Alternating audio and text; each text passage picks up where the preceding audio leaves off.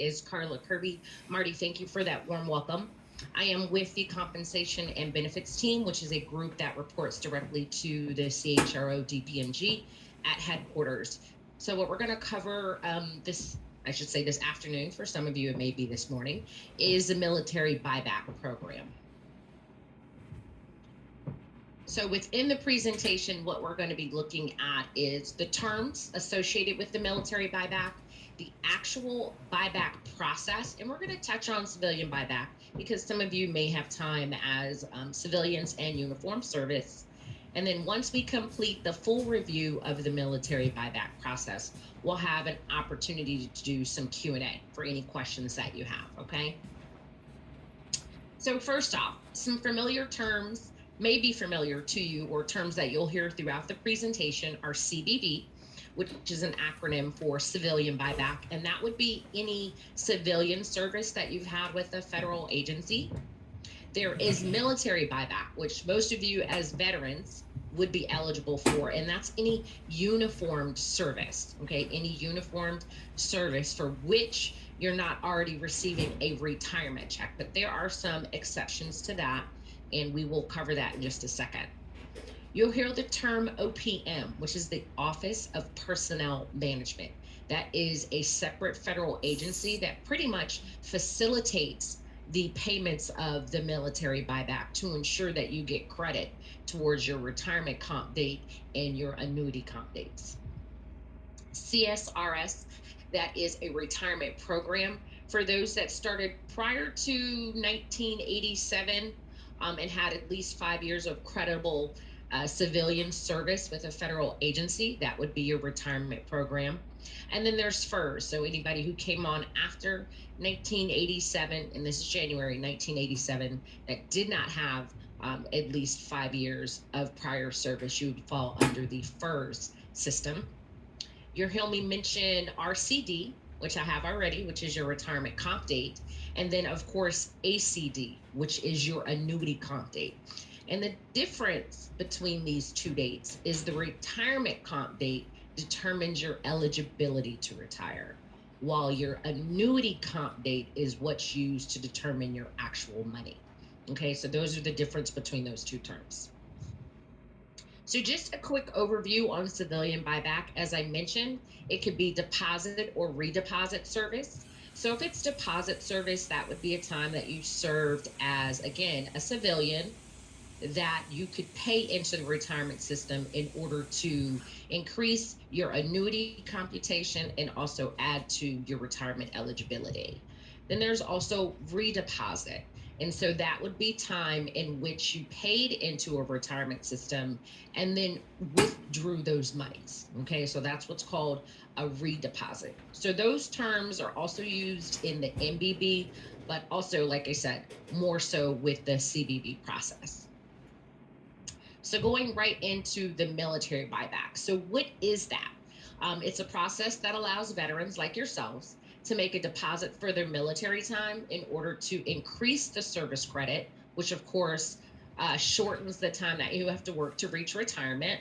It also increases the time used for your annuity computation. Okay, so again, you use the time that you've already served in the military, you make a deposit for that time, and it pushes back your retirement eligibility date. So for example, if you joined us in 2015 and you had 5 years of military service, you went through the military buyback program, your retirement computation date would then be moved back to 2010, provided that that service time met the eligibility requirements, which we're also going to cover, okay?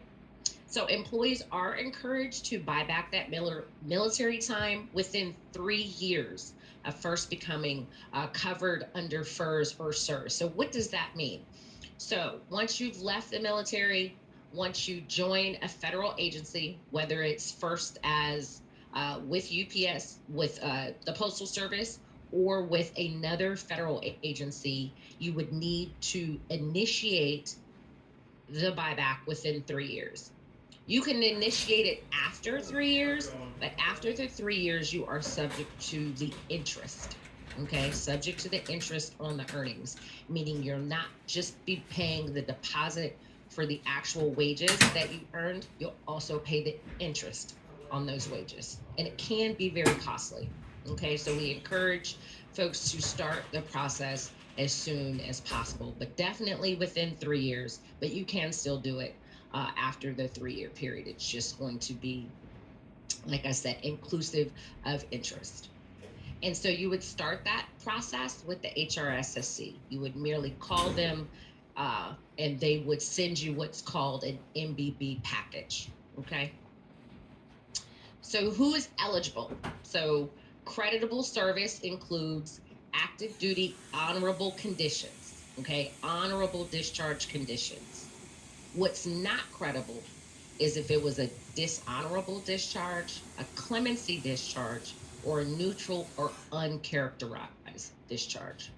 Again, so what's creditable for MBB, meaning can be used, is any honorable discharge. Okay, honorable discharge. And that's going to be indicated, of course, on your DD 214. So that shouldn't really be anything that's hard to determine. However, if there are questions about it, I'm going to be providing our contact information at the close of the presentation, and you can always reach out to us directly. Looks like you got a Texas A&M. So if you're receiving military retired pay, okay, you're not going to be able to participate in the MBB unless it was military retirement pay due to service-connected disability incurred in combat, or it's under the reserve retiree provisions. Okay, so if you did your full military career, 20 plus years, and it's not, and the monies that you received are not related to a disability and not under the reserve, you're not going to be able to use that time for military buyback. And you may be asking why. And it's basically because you can't double dip with your time. If you use it for retirement with the military, you can't then turn around and use that same time for retirement with the Postal Service under a civilian appointment. Okay. So in the event, which I haven't seen anybody do this in the past, but in the event that you elect to waive your military retirement pay, then you can complete an MBB on your service, meaning you want to completely waive any retirement benefits that you are receiving from your military uniform time. Again, I haven't seen anybody do this, but it is an option to you if you think it's more beneficial for you to use that time towards your civilian annuity calculation. Okay. So when we look at service that's eligible, actual periods of service, they slightly differ for CSRS participants versus FERS participants. So for any service that's performed before 1957, it would be creditable for retirement and the computation without a deposit. So if anybody on the call has service before 1957, it's automatically going to be creditable without a deposit. For service that was performed on or after 1/1/1957, again, if you were first employed 10/1 or after, it's creditable with a deposit. And if you were first employed after the 10/1/82, it's creditable for eligibility and the computation with the deposit. Okay, so keep in mind small nuances. There might not be a large group that this applies to, but definitely information that you should have.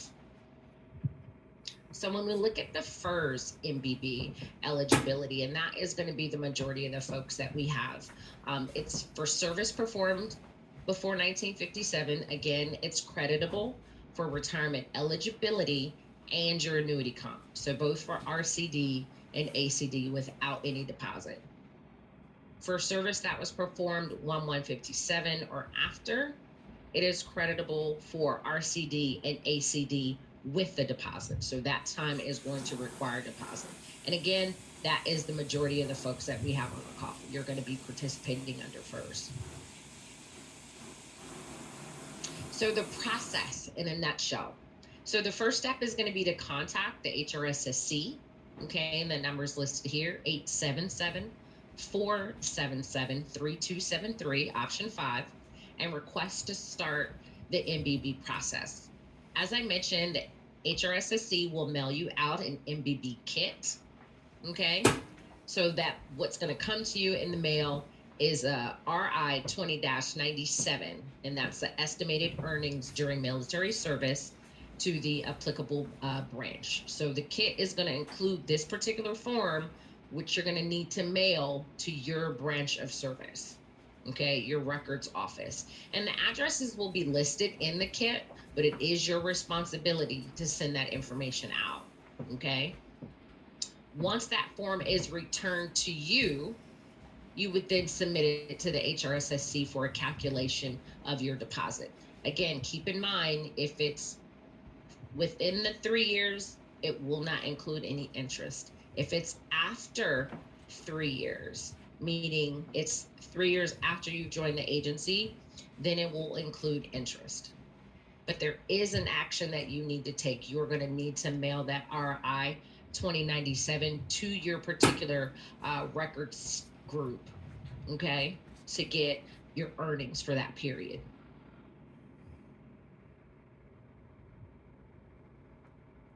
So facts, the process time varies depending on whether or not you opt to do payroll deduction or a lump payment deposit. So again, here at the Postal Service, we do give you the option of doing your buyback through payroll deduction.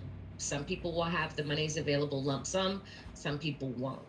But the time to complete it is going to depend on, one, you mailing the information out, it coming back to you, you submitting it to the HRSSC, and then initiating, like I said, whether you want to do payroll deductions or a lump sum deposit.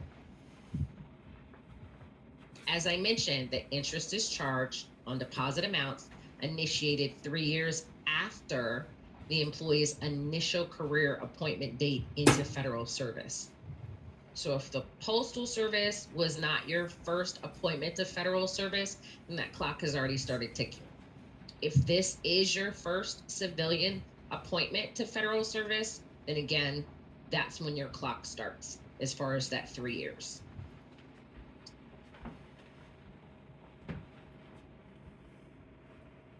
Another thing very important, the military buyback deposits must be paid in full prior to retirement. Very important. So you want to think about that.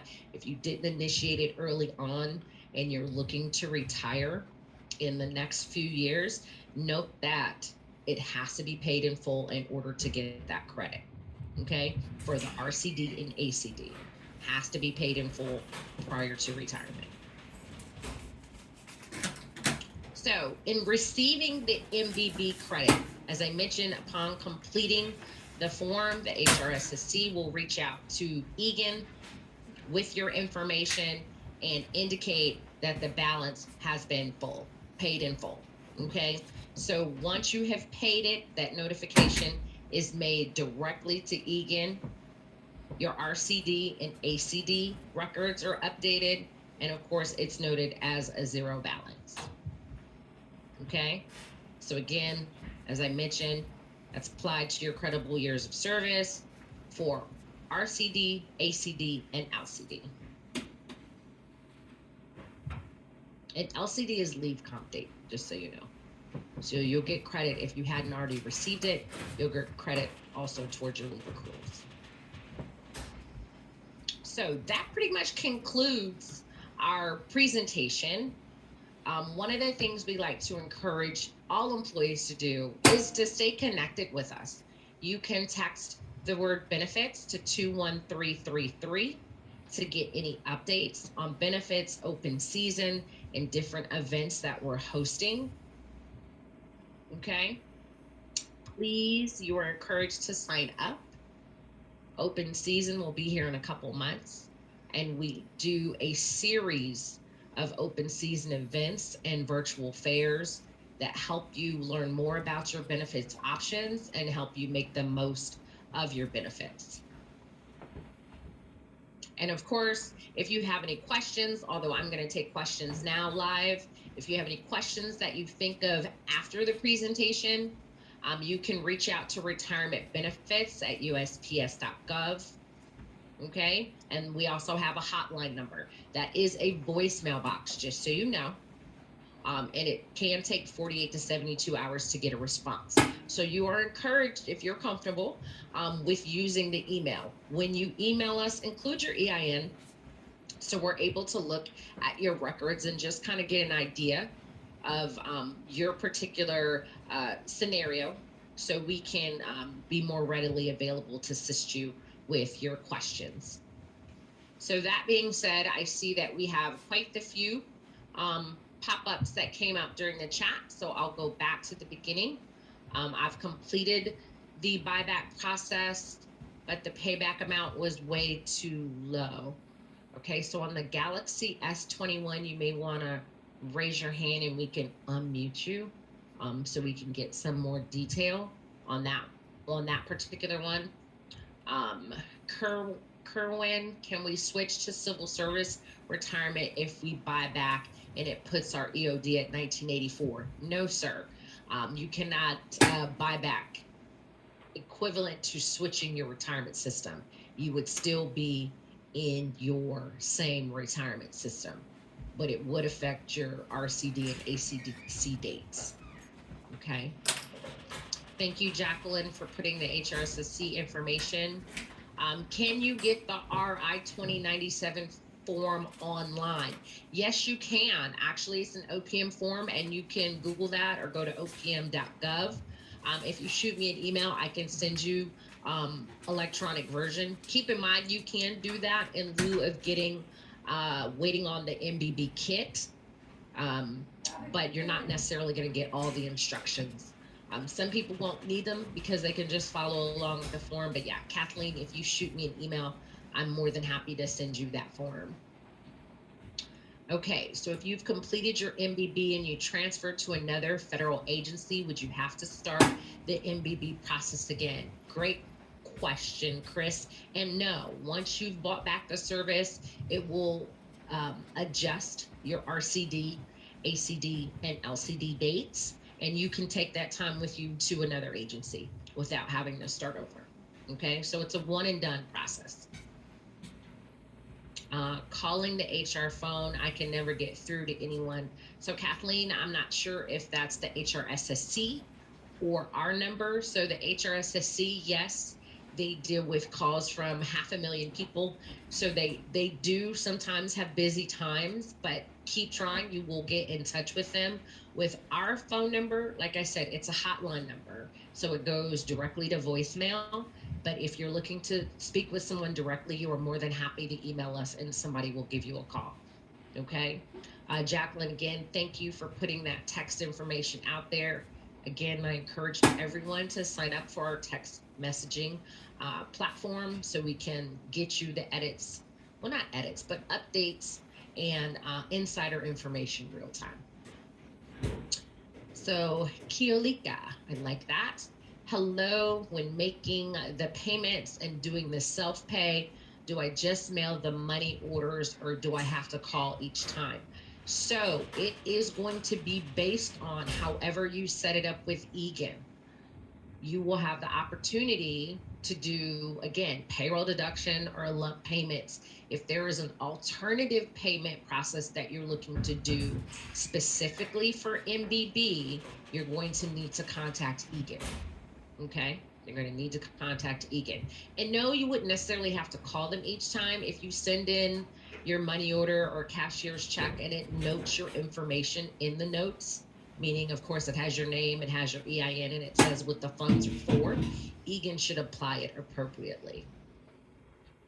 Again, Jacqueline, thank you for putting our email out there. I am paying back through payroll deductions. Can I send additional money to pay it off faster? Of course, I believe that you can. Again, as I was mentioning on the previous response, make sure that you are including your information, okay? You don't want to send it kind of blindly. You want to make sure that you include your information, say what that money is for, so that they can apply it appropriately. So that looks like that may be all of the questions. Again, I do want to give folks, if you want to raise your hand and ask your question live, I want to give you that option also before I turn it back over to Marty and team. Yes.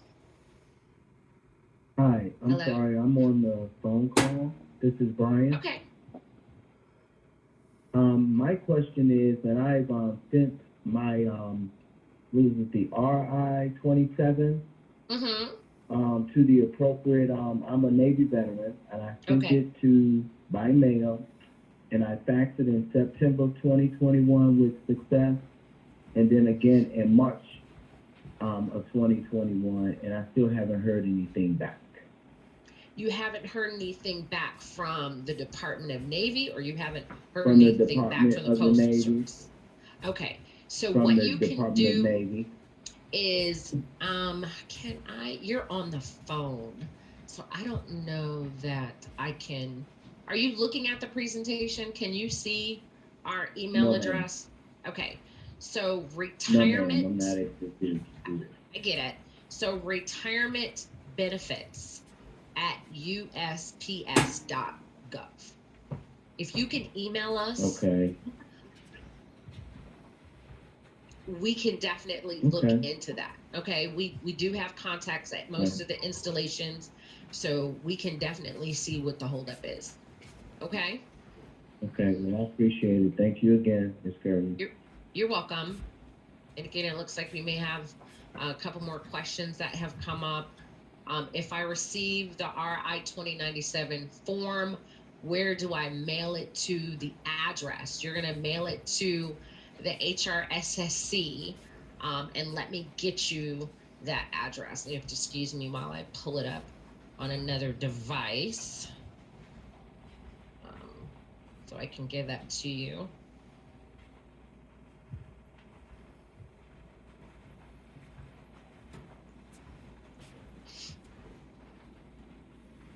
And while I'm pulling that up, I asked for, received, and sent in the request twice to the Navy. Again, I encourage you, email us if you have not heard back from your installation.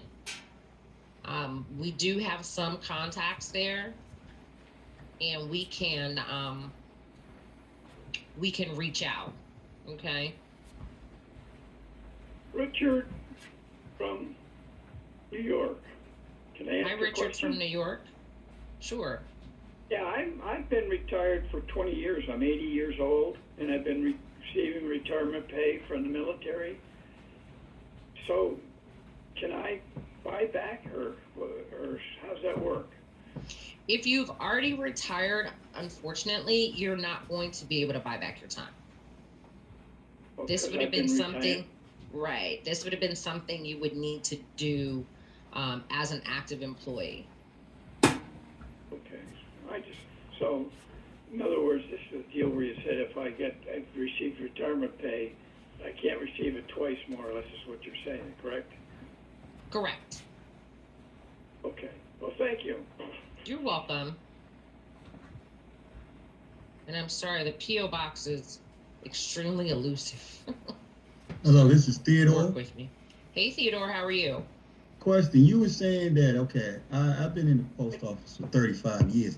So are you saying the interest starts the year after the third year, it goes up? Or what are you saying when you say interest rate?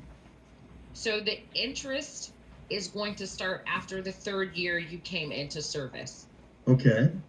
Okay, and it's going to be interest on the earnings. So what happens is, much like it's set up now, you pay a percentage into the retirement program based on your earnings. You pay a percentage of your salary.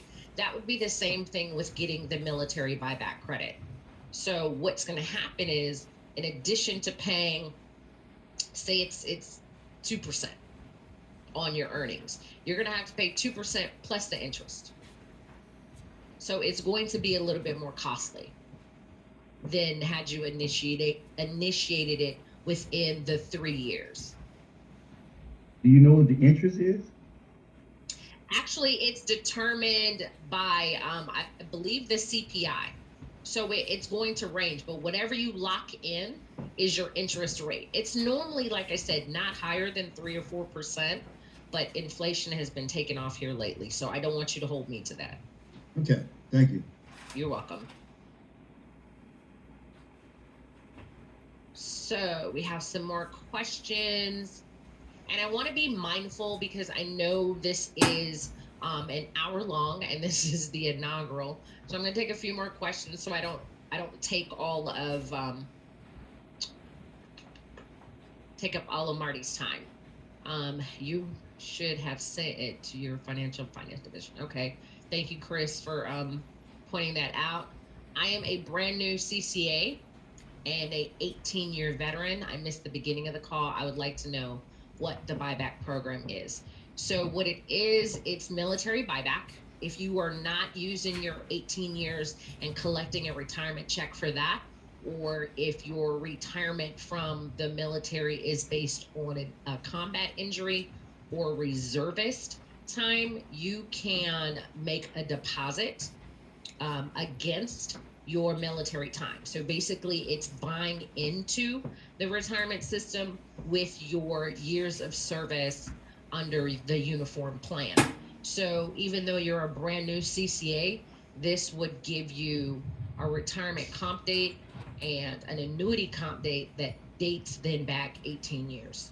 So you get basically credit for the time once you've made your deposit. Is there a time limit to send the form back? No, there's not a time limit. But keep in mind, if you're outside of the 3 years at this point, you will accrue interest. Thank you, Diane, for pointing that out. For those of you that may have missed the beginning, it is a recorded presentation, and it will be available for 30 days. So you can go to Diversity Inclusion's page and see this presentation. I'm a reservist with a few active duty tours. Is this buyback based on retirement points in the military or just active duty times?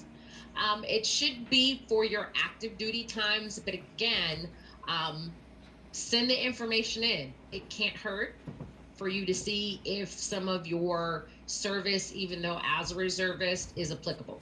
So I don't want to say no and then it comes back and it's like, depending on your particular service and how you were activated, it is applicable. So would the return be worth the cost of 29 years of service? That is a great question, Robert, and that is going to depend on you. Do you want 29 years of service credit added to your annuity? Do you want 25 years of service credit added to your retirement comp date? You pretty much would be eligible right now. And with 29% more, if it's all applicable time, 29% more percent in service credit. So it could be, but everybody's scenario is different. And just because you initiate the process doesn't mean you have to actually go through with it. You can initiate the process to see what the numbers are. Again, it is completely up to you. I served 3 years active duty in the 80s, and I started with USPS 2016. PTF, I didn't really understand when my buyback clock started ticking. Yep, it would have started ticking in 2018 when you became career service. So if it's something you want to do, you want to go ahead and initiate it now. Okay. CCA is not career. Would the 3 years start when they came to CCA? It would start, great question, Rob. It would start when they became career, as I just mentioned. But you can always still initiate the request. Okay, so you know what the numbers are. Thank you, Jacqueline. That P.O. box was eluding me. So mailing is going to be the P.O. Box 970-530, and that's in Greensboro, North Carolina, 27497-0530. Okay. What happens to your deposit if you separate federal service before retirement? So it's still going to be applicable to your RCD and ACD. So if you separate before retirement and you have at least 5 years of creditable service, you can always apply for a deferred annuity. If you have at least 20 years of service, you can apply for a deferred annuity at age 60. If you have 5 or more, but less than 20, you could apply for a deferred annuity at age 62. And so again, it's not going to confer any health insurance benefits or anything, but you still can get a lifelong annuity, provided, again, you don't request a refund of your retirement contributions. Does the backdating of my leave comp date for military buyback equate to backdating my seniority? No, not for the purposes of job bidding. No, that's not going to do that. Okay, it looks like I've covered all the questions in the chat. What if I stayed non-career forever, this buyback would not apply? That's correct. If you're not looking to convert to career, then this really isn't going to be applicable to you. Keep in mind, retirement benefits at USPS.gov, you can send your individual questions. And so definitely reach out to us with your MBB questions. We can give you a call and discuss, like I said, your particular issue directly. I think this last question I'm going to take, I've had 3 overseas tours, submitted all the paperwork. My DD-14 shows this. I've only gotten credit from July to 2020 until. So just one thing I want to point out with the credit and how it works. So some people may realize this, so definitely I just want to make sure everybody does. So regardless of when you did your service, so in this particular scenario, if you had 2 years of service that was added based on your 2 tours, those 2 years, and then you started with the Postal Service, say in 2022, when we apply those 2 years, we're going to backdate your service comp date when you started with us based on that service. So your service comp date would go from 2022 to 2020. The dates on your service comp date are never going to reflect the dates of your military service. Okay, I want to make sure, because sometimes there's that confusion where it's like, I served in 2005. Why isn't it showing my service comp date in 2005? Because we're giving you credit for the time, but how we do that is backdating your appointment date with the Postal Service. So hopefully, GS, that answers your question. If that does not, please reach out to Retirement Benefits at USPS.gov. And I am myself or somebody on the retirement team is more than happy to go through your particular scenario with you. I want to thank you for inviting me today, Marty and team. And again, if you have any questions that weren't answered today, please reach out to me at retirementbenefits@USPS.gov, or if you prefer, you can reach out to me directly, Carla with a K, .a.kirby, also with a K, at USPS.gov. Thank you so much for your time. And Marty, I'll turn it back over to you. Well, thank you, Carla.